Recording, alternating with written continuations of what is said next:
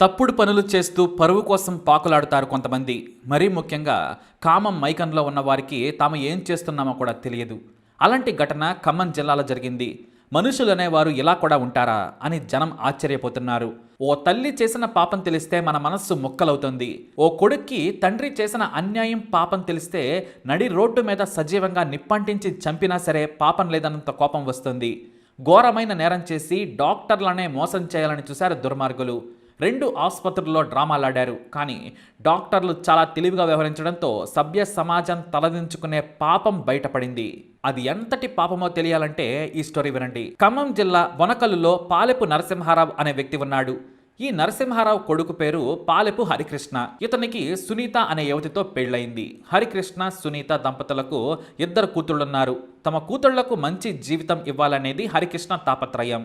నాకు కొడుకులైనా వాళ్లే, కూతుళ్ళైనా వారే, నా బిడ్డలు ఎందులోనో తీసిపోరని మురిసిపోయేవాడు. బాగా చదివించి ఘనంగా పెళ్లిళ్ళు చేయాలని కష్టపడేవాడు. లారీ డ్రైవర్గా పనిచేసేవాడు హరికృష్ణ. లారీ డ్రైవర్గా డ్యూటీ దిగగానే మళ్ళీ ఖాళీగా ఉండడం ఎందుకని ఆటో కూడా నడిపేవాడు.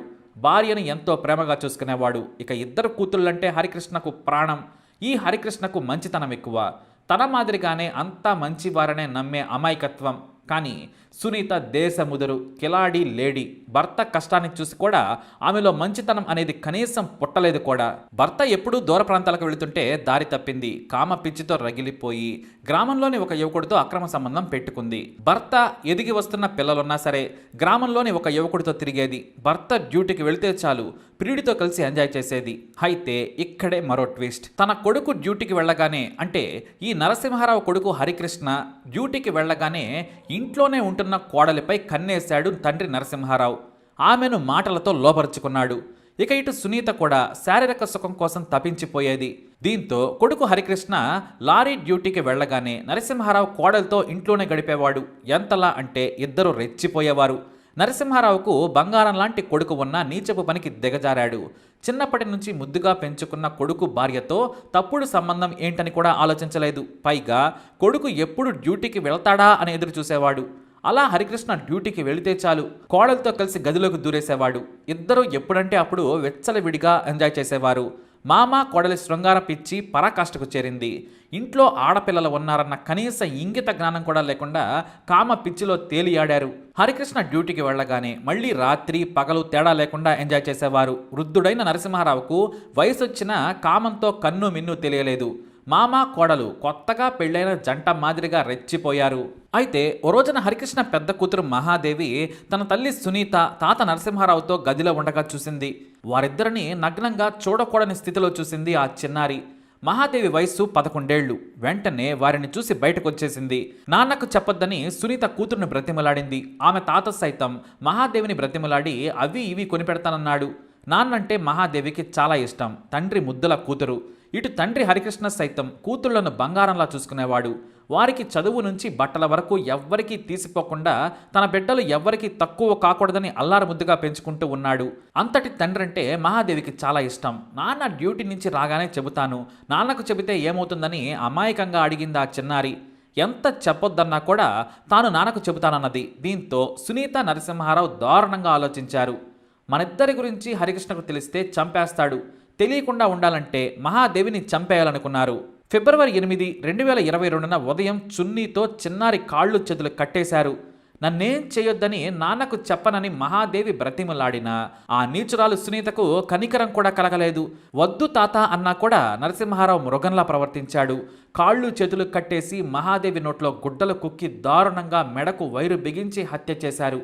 ఆ తరువాత ఫిట్స్ వచ్చి స్కూల్లో పడిపోయిందని, దెబ్బలు తగిలాయని బోనకల్లు పిహెచ్సికి తీసుకెళ్లారు. అక్కడ ఏడుస్తూ డ్రామాలు మొదలుపెట్టారు. బోనకల్లు పిహెచ్సికి తీసుకెళ్లగానే డాక్టర్కు సైతం సీన్ మొత్తం అర్థమైంది. ఈ పిహెచ్సిలో చనిపోయిందని నిర్ధారించకూడదు, కానీ పాప మాత్రం చనిపోయింది. ఇక్కడే వాళ్ళు తెలివిగా పాపను వెంటనే ఖమ్మం ప్రభుత్వ ఆసుపత్రికి తీసుకెళ్లమని చెప్పారు. మేము ఏమీ నిర్ధారించకూడదు, గవర్నమెంట్ హాస్పిటల్కు తీసుకెళ్లమని చెప్పారు డాక్టర్. తమతో పాటు ఇతర బంధువులు ఉండడంతో నరసింహారావుకు తప్పలేదు. ఇటు సునీత కూడా అటు నుంచి అటే ఇంటికి తీసుకెళ్లి అంత్యక్రియలు చేయాలనుకున్నారు. డాక్టర్ చెప్పారని ఖమ్మం ప్రభుత్వ ఆసుపత్రికి చిన్నారి మహాదేవిని తీసుకెళ్లారు. ఇక అక్కడ నుంచి అసలు డ్రామా. చిన్నారి తాత ఓ తెగ నటించేస్తున్నాడు. పాప చనిపోయిందని చెప్పగానే తాము ఇంటికి తీసుకెళ్తామన్నాడు. పోస్టుమార్టం చేయాలి, నిబంధనల ప్రకారం పోస్టుమార్టం చేయకుండా తీసుకెళ్లొద్దని డాక్టర్లు చెప్పారు. కానీ పోస్టుమార్టం చేస్తే అసలు విషయం బయటపడుతుందని సునీత నరసింహారావుకు బాగా తెలుసు. దీంతో డాక్టర్ కాళ్ళ మీద పడి నా మనవరాలని పోస్టుమార్టం చేయకుండానే ఇవ్వండి, చిన్నపిల్ల మృతదేహాన్ని కోస్తే తట్టుకోలేమన్నారు. ఆ డ్రామాలతో డాక్టర్లకు కూడా అనుమానం మొదలైంది. చిన్నారికి ఫిట్స్ రావడంతో కిందపడి గాయాలైందని సునీత నరసింహారావు డాక్టర్లకు చెప్పారు. కానీ ఫిట్స్ వస్తే అలా ఎలా చనిపోతుంది? కనీసం ట్రీట్మెంట్కు సమయమైనా దక్కుతుంది. పైగా చిన్నారి మెడపై గాయం ఉంది, చర్మం కట్ అయింది, చేతులేమో బట్టను కట్టివేయడంతో నల్లగా మారిపోయాయి. దీంతో నరసింహారావు డ్రామాలాడుతున్నాడని ఖమ్మం పోలీసులకు సమాచారం ఇచ్చారు డాక్టర్లు. తొందరగా రావాలని పోస్టుమార్టం చేయనివ్వడం లేదని కోరారు.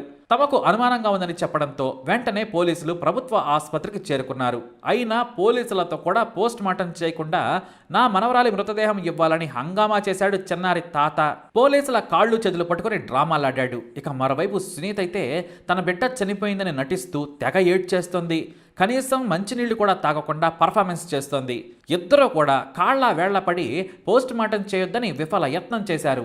డాక్టర్లు పక్కకు పిలిచి పోలీసులకు విషయం చెప్పారు. మృతదేహం చూపించి మాకు ఏదో అనుమానంగా ఉందన్నారు. దీంతో పోలీసులు పాప తల్లిదండ్రులు, తాతతో సహా మొత్తం వివరాలు తీసుకుని పోస్టుమార్టం చేయించారు.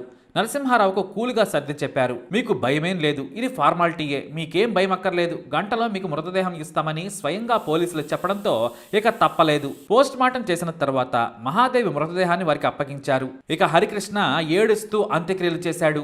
నా బిడ్డ నాకు దేవత లాంటిదని, అందుకే మహాదేవి అని పేరు పెట్టుకున్నానని హరికృష్ణ కన్నీరు మున్నీరయ్యాడు. కానీ గ్రామంలో చాలా మందికి చిన్నారి మృతిపై అనుమానం ఉంది. ఎవ్వరూ కూడా బయటకు మాత్రం చెప్పలేదు. ఇక ఎస్ఐ కవిత చిన్నారి మహాదేవి చనిపోయిన ఘటనా స్థలాన్ని పరిశీలించి విచారణ మొదలుపెట్టారు. ఓవైపు పాప కోసం ఏడుస్తూనే నరసింహారావు సునీతలు దారుణంగా పన్నాగం పన్నారు. సునీతకు గ్రామంలో మరో యువకుడితో అక్రమ బంధం ఉంది. అతని పేరు చెప్పాలని ఇద్దరు నిర్ణయించుకున్నారు. కానీ సునీత మొదట ఒప్పుకోలేదు. తనకు వేరే వ్యక్తితో అక్రమ సంబంధం ఉందంటే భర్త చంపేస్తాడని భయం వెంటాడుతోంది. చేసేదేమీ లేక మామ నరసింహారావు చెప్పినట్టుగానే పోలీసులకు వివరించింది. ఇదేదో పెద్ద వ్యవహారం మాదిరిగా తోయడంతో సిఐ మురళి, ఎస్ఐ కవితలు విచారణ వేగవంతం చేశారు. ప్రతి ఒక్కరిని విచారించారు. సునీత మొదటి పీరియడ్ని అదుపులోకి తీసుకున్నారు పోలీసులు. నాకు సునీతకు అక్రమ సంబంధం ఉన్నమాట నిజమే, కానీ చిన్నారిని నేనెందుకు చంపుతాను? నేను ప్రాణం తీసే అంత మూర్ఖుడిని, పిచ్చివాడిని కాదని చెప్పాడు. ఇక సునీత పోలీసులకు కట్టుకథలు చెప్పింది. పోస్ట్ మార్టంలో హత్యగా తేలింది. మెడకు ఉరేసి చంపారని నివేదిక వచ్చింది. తప్పుడు మాటలు చెప్పొద్దని సునీతను ప్రత్యేకంగా విచారించారు పోలీసులు. మొదట ఎంత ప్రశ్నించినా ఒకే మాట, చెప్పిన మాటే చెబుతోంది. అయితే ఇంట్లో చిన్నారి కాళ్ళు చేతులు కట్టేసేందుకు చున్నీని కత్తిరించాడు నరసింహారావు. 75% చున్నీయే ఉంది, మిగతా 20% ఏం చేశారని సునీతను పోలీసులు ప్రశ్నించారు. ఏవేవో చెప్పినా తమదైన శైలిలో అడగడంతో చివరకు నిజం ఒప్పేసుకుంది. తాను తన మామ నరసింహారావు గదిలో ఏకాంతంగా రొమాన్స్ చేస్తూ ఉండగా మహాదేవి చూసింది. తన తండ్రికి చెబుతారని బెదిరించడంతో చంపేశాము. ఆ తర్వాత ఫిట్స్ వచ్చి చనిపోయిందని అందరినీ నమ్మించామని సునీత కూల్గా చెప్పింది. ఇటు నరసింహారావు సైతం కోడలితో అక్రమ బంధం పెట్టుకుని పాపం చేశానని అంగీకరించాడు. ఇక తన భార్య, తండ్రి చేసిన పాపం తెలుసుకొని కన్నీరు మున్నీరవుతున్నాడు హరికృష్ణ. నిద్ర లేకుండా, సరిగా తినకుండా భార్యా పిల్లల కోసం కష్టపడుతుంటే ఒళ్ళు బలిసి ఇలా మోసం చేసి నా బిడ్డను చంపారని వెక్కి వెక్కి ఏడ్చాడు. కట్టుకున్న భార్య కంటే కూడా కన్న తండ్రి చేసిన మోసాన్నైతే తట్టుకోలేకపోయాడు. ఇలాంటి నీచులు సభ్య సమాజానికే చేటు. ఇక ఈ కేసును చాలా పకడ్బందీగా విచారించి నేరస్తులను జైలుకు పంపిన ఎస్ఐ కవిత, సిఐ మురళి, అలాగే ఇతర సిబ్బందిని సైతం ఏసీపీ స్నేహ మెహ్రా అభినందించి రివార్డులు కూడా ప్రకటించారు. మరి వీరిపై మీ అభిప్రాయం ఏంటి? వీరికి ఎలాంటి శిక్ష పడాలి? తప్పకుండా కమెంట్ ద్వారా తెలియజేయండి. అలాగే ఇలాంటి ఇన్ఫర్మేషన్స్ కోసం వీడియోని లైక్ చేయండి, షేర్ చేయండి, మా ఛానల్ని సబ్స్క్రైబ్ చేసుకోండి.